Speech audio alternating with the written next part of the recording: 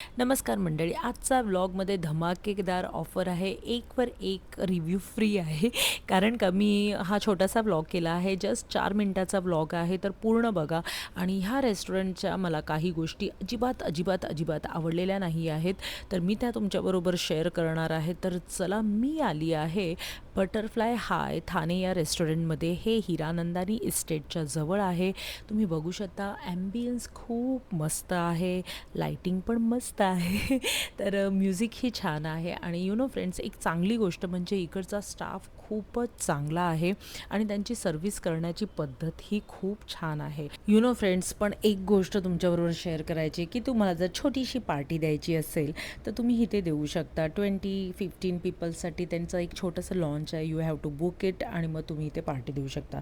पण बुक करण्याच्या आधी किंवा पार्टी देण्याचा विचार करण्याच्या आधी तुम्हाला फूड रिव्ह्यू देणं माझं खूप अत्यंत गरजेचं आहे. आम्ही त्या स्टाफलाच विचारलं आणि त्यांना सांगितलं, तुमच्या इकडच्या ज्या फेमस गोष्टी आहेत स्टार्टरमध्ये आणि व्हेजमध्ये त्या तुम्ही आम्हाला सर्व करा. तर त्यांनी आम्हाला 4 आयटम सजेस्ट केले, ते आम्ही ऑर्डर केले. फ्रेंड्स, तर पहिला आयटम होता ना, तो खूप छान होता.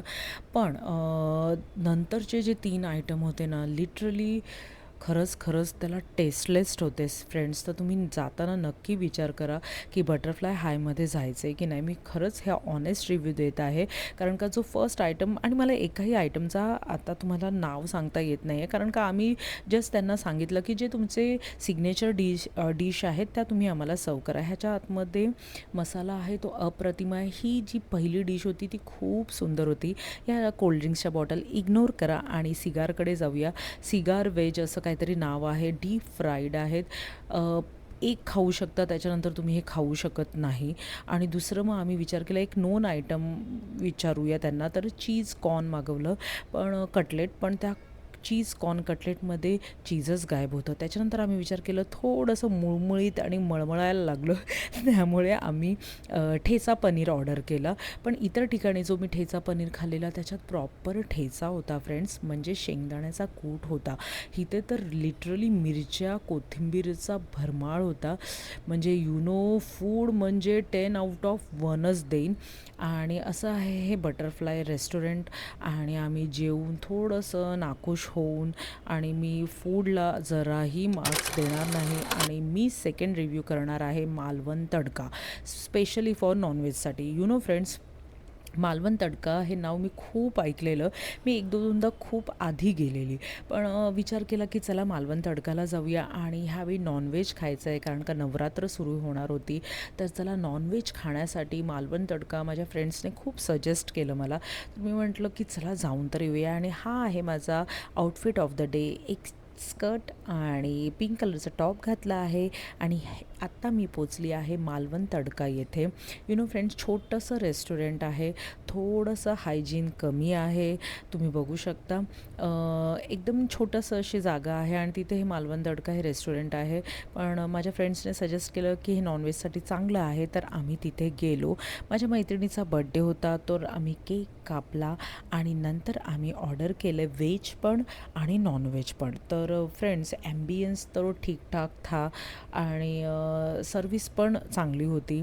तर चला, ॲम्बियन्स आणि सर्विसला सोडून फूडवर गोष्ट करूया, कारण का नॉनव्हेज खायला आलो आहे, तर आपल्याला जर सगळं छान आहे पण फूडच चांगलं नसेल तर काय यूज आहे. तर माझ्या 2 मैत्रिणींनी व्हेज मागवलं, तर आय डोंट नो व्हेजची टेस्ट कशी आहे. तर त्या चांगल्या म्हणायला तर मी तुम्हाला म्हणू शकते व्हेज चांगलं आहे.